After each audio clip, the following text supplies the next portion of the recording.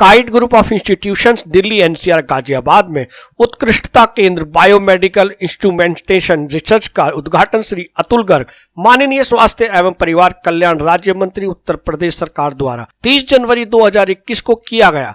इस समारोह में डॉक्टर अंजू श्रीवाच, स्त्री रोग विशेषज्ञ MBBS, विधायक मोदी नगर गाजियाबाद विशिष्ट अतिथि के रूप में उपस्थित रहीं। आपको बता दें कि राष्ट्रीय शिक्षा नीति भारत सरकार में शिक्षा प्रणाली को उच्च गुणवत्ता प्रदान करने में सहायक है। इसी कड़ी में काइट में स्थापित बायोमेडिकल इंस्ट्रूमेंटेशन रिसर्च केंद्र संस्थान में अनुसंधान और विकास मंच प्रदान करने के लिए समर्पित होगा, जिसका उद्देश्य अंतिम उत्पाद, शोध पत्र और पेटेंट का उत्पादन करना है। इस उत्कृष्टता केंद्र की सहायता से आयात होने वाले मेडिकल इक्विपमेंट को देश में ही बनाने का अवसर तो प्रदान होगा ही, साथ ही देश में उद्यमियों को भी बढ़ावा मिलेगा, जिससे मेक इन इंडिया अभियान को भी नई दिशा मिलेगी। संस्थान के निदेशक डॉक्टर ए गर्ग ने कहा कि संस्थान लंबे समय से उत्कृष्टता के साथ हर चरण में अपनी क्षमता साबित कर रहा है और MBS इंडिया की सराहना करते हुए कहा, MBS इंडिया ने संस्थानों की क्षमता में जबरदस्त भरोसा दिखाया है। श्री अतुल गर्ग ने कहा कि MBS इंडिया और काइट संस्थान के मध्य यह समझौता बदलाव की दिशा में एक महत्वपूर्ण कदम है। यह चिकित्सा उद्यमिता की दृष्टि में परिवर्तन लाने और भारत को चिकित्सा के क्षेत्र में आत्मनिर्भर बनाने में महत्वपूर्ण कदम साबित होगा।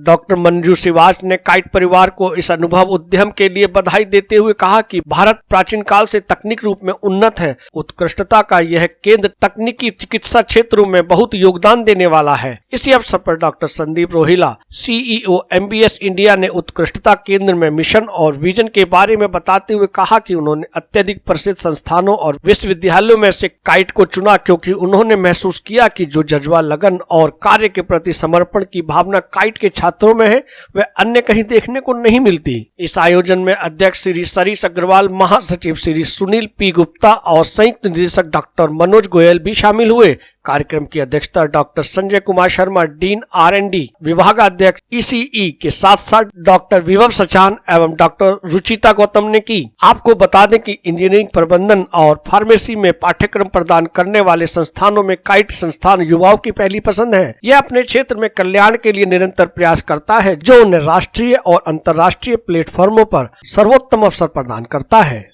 बायोमेडिकल इंस्ट्रूमेंट का काइट ने स्टार्टिंग की है, शुरुआत की है, इसमें क्या कहेंगे आप? देखिए, ये एक, जैसा कि आपने देखा है यहाँ मोदी जी का चित्र लगा हुआ है, तो मोदी जी और योगी जी का सपना है कि ये हर चीज़ हिंदुस्तान में बने। अभी आपने देखा कि तेजस हमारा जो है राफेल का मुकाबला कर रहा है, उसके अंदर टेक्नोलॉजी में हमने काफ़ी काम किया है। इसी तरीके से ये मेडिकल फील्ड की एक शुरुआत रोहिला साहब ने की है और इन्होंने, क्योंकि ये खुद में बहुत फाइटर हैं, एक संघर्षशील व्यक्ति हैं और इनको ईश्वर ने शक्ति दी है कि ये नई नई बातों को सोचने की और उनको कर गुजरने की क्षमता इनके अंदर है। तो उसके लिए इन्होंने सहयोगी के रूप में काइट ग्रुप को चुना है अपने सहयोगी के लिए। तो एक प्रकार से जो ह्यूमन माइंड है और जो हमारी छात्र शक्ति है और हमारे जो प्रोफेसर्स हैं और हमारे पास में तरह तरह के जो सॉफ्टवेयर्स हैं, उन सब का एक सार्थक उपयोग होगा और इनकी दिशा निर्देशन में होगा। तो एक रिवर्स इंजीनियरिंग के माध्यम से, चाहे वेंटिलेटर हो, चाहे ECG मशीन हो, चाहे high and patient monitor machine हो, या इस तरह के और बहुत सारे एक्सपेरिमेंट यहाँ होंगे कि जिससे कि भारत बहुत जल्दी इंपोर्ट करने की बजाय पहले भारत की सारे आवश्यकताओं को पूरी करते हुए और एक्सपोर्ट करेगा। छात्रों को इससे क्या लाभ मिलेगा? छात्रों को ट्रेनिंग मिलेगी और उनको ये सोचने का आइडिया मिलेगा कि हम भारतीय भी बहुत अच्छा सोच सकते हैं, काम कर सकते हैं। वो आत्मविश्वास मिलेगा, दिशा निर्देशन मिलेगा, सब कुछ मिलेगा छात्रों को। इससे ज़्यादा चाहिए क्या छात्रों को? आज हमें 26 साल का एक्सपीरियंस हो गया इस इंडस्ट्री में। हम लोगों ने इस इंडस्ट्री को बहुत गहराई से समझा है और मैं एक एकेडमिशियन भी हूँ, तो मैं ये भी समझता हूँ कि ये अपने बच्चों को उस लेवल पे लाने के लिए हमें किस चीज़ों की ज़रूरत पड़ेगी। तो हमने एक शुरुआत की है और इस बार करीब राजस्थान गवर्नमेंट को, इवन हिमाचल गवर्नमेंट को, उत्तराखंड गवर्नमेंट को और महाराष्ट्र गवर्नमेंट को हम लोगों ने कोविड के टाइम पे बहुत सपोर्ट भी किया है। बहुत सारे नए नए इक्विपमेंट डिज़ाइन किए हम लोगों ने, उनके पास भिजवाए। कुछ ऐसे इमरजेंसी सर्विसेज भी हमने उन्हें दी जिसमें कि उनके पास टाइम बाउंडेड उनको काम चाहिए था, तो हमने टाइम बाउंडेड काम उनको दिया। तो हमें ये महसूस हुआ कि अब हमें वो टाइम आ गया है कि अब हमें पूरी तरीके से आत्मनिर्भर होना पड़ेगा। उसकी शुरुआत है ये। यहाँ जो बच्चे आएंगे उनको हम उस लेवल पे ट्रेन करेंगे कि वो कल को उनको ये पता चले कि इंडस्ट्री में एक्चुअल में होता क्या है। आज बच्चा जो पढ़ाई कर रहा है, इंडस्ट्री का जो रिक्वायरमेंट है उसमें बहुत बड़ा गैप है। तो यहाँ पर एक तरह का ये स्किल एनहांसमेंट प्रोग्राम भी है, री इंजीनियरिंग है, रिवर्स इंजीनियरिंग है, और सही मायने में जो रिसोर्सेज का राइट यूटिलाइजेशन है इंस्टीट्यूशंस का, वो है। कोई भी रिसर्च वो इंडिविजुअल करते हैं, प्रोफेसर्स करते हैं, टीचर्स करते हैं, स्टूडेंट्स करते हैं, और जो टीचर्स के अंदर अगर वो फायर नहीं है रिसर्च की, तो रिसर्च कामयाब नहीं होती है। आज का एकेडमिक सिस्टम थोड़ा सा चेंज हो गया, बदल गया है, और सिचुएशन ये है कि सिर्फ पढ़ाने ही आते हैं लोग, रिसर्च में किसी का इंटरेस्ट नहीं होता। लेकिन यहाँ मैंने देखा कि यहाँ की जो फैकल्टीज़ हैं उनमें वो फायर है, और उस फायर में उन्होंने, हम लोगों ने कोविड के टाइम पे एक साथ मिलकर जो काम किया है, उन्होंने प्रूव किया कि हम लोग कुछ करना चाहते हैं। जब टीचर्स के अंदर ये जज्बा होता है तो वही जज्बा आगे स्टूडेंट्स में ट्रांसफ़र होता है। तो मुझे लगता है कि इससे अच्छा प्लेटफॉर्म नहीं हो सकता।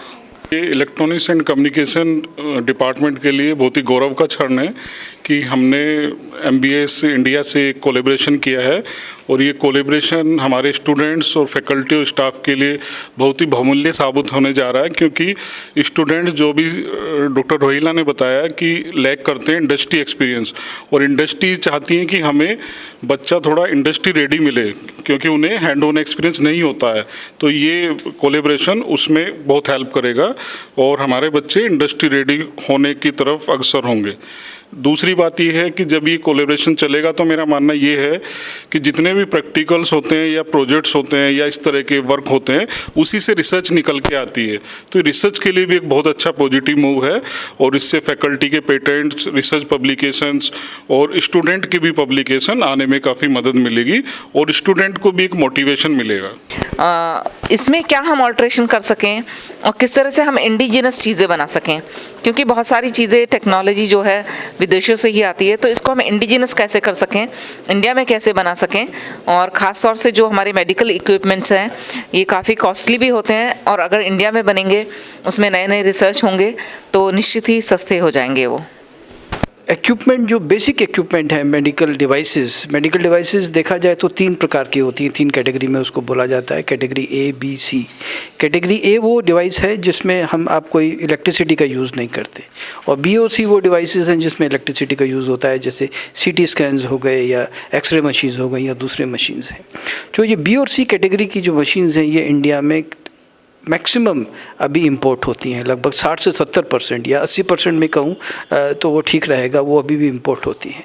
तो उसके ऊपर एक मैन्युफैक्चरिंग की बहुत ज़रूरत है, टेक्नोलॉजी डेवलपमेंट की ज़रूरत है। मुझे बड़ी खुशी है ये देखकर कि इंडस्ट्री ने, वो भी हमारे अपने एरिया की इंडस्ट्री ने, मेडिकल डिवाइसेस के ऊपर जो 10 साल से काम कर रही है, उन्होंने इनिशिएटिव लिया है। उन्होंने कॉलेज के स्टूडेंट्स पर एक विश्वास दिखाया है, कॉलेज के एडमिनिस्ट्रेशन के ऊपर ट्रस्ट दिखाया है, और उन्होंने एक इतनी बड़ी इन्वेस्टमेंट, कोई भी कंपनी इतनी जल्दी कोई इन्वेस्टमेंट नहीं करती है, उन्होंने 60 से 70 लाख रुपए की इन्वेस्टमेंट हमको इक्विपमेंट दे दी है। उससे जो स्टूडेंट्स हैं, जब वो टेक्नोलॉजी डेवलप करेंगे, एक उन्होंने इक्विपमेंट दिया है सर्विसेबल और एक इक्विपमेंट दिया है अनसर्विसेबल। अनसर्विसेबल इक्विपमेंट के ऊपर हम टेस्टिंग करेंगे, टेक्नोलॉजी सीखेंगे। आने वाले कुछ टाइम में अगर हर साल 15-20 बच्चे ऐसे निकल सके जो जॉब देने की पोजीशन में होंगे, तो कम से कम अगर मान लिया वो 5 बच्चों को जॉब देते हैं, तो हम 100 लोगों को जॉब अपने कॉलेज से दे सके हर साल। और हर कॉलेज इस क्षेत्र का या भारत का अगर इस डायरेक्शन पे काम करने की कोशिश करे, तो मुझे लगता है कि हमारे देश से अनएम्प्लॉयमेंट की जो समस्या है, बहुत बड़ी समस्या है, वो दूर हो सकती है। मैं doctor Praveen Kumar with my friend mister Sonu Shukla and mister Mohit Tyagi, with the innovation and contribution in Make in India concept, we have to work a reverse engineer in the biomedical field.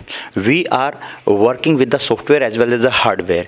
As per our certification, we are CLAD certification with the GUI software. With the utility of that software, we work on it.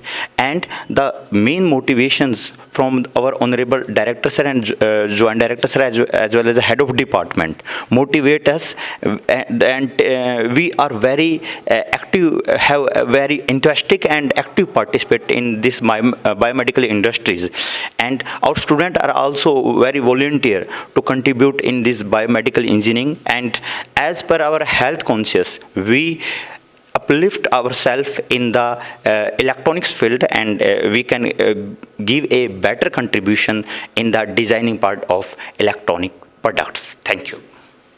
My name is Mohit Tyagi. I am working as an assistant professor in the Department of Electronics and Communication at KIIT.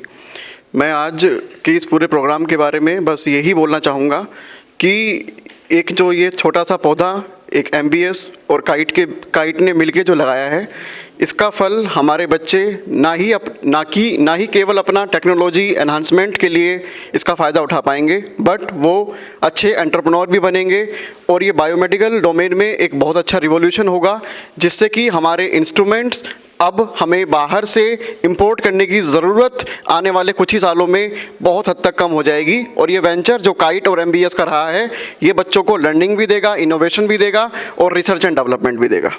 अगर आप ये video YouTube पर देख रहे हैं तो हमारे channel को सब्सक्राइब करें और बेल आइकन को दबाना ना भूलें। अगर आप Facebook पर ये वीडियो देख रहे हैं तो हमारे पेज को लाइक करें।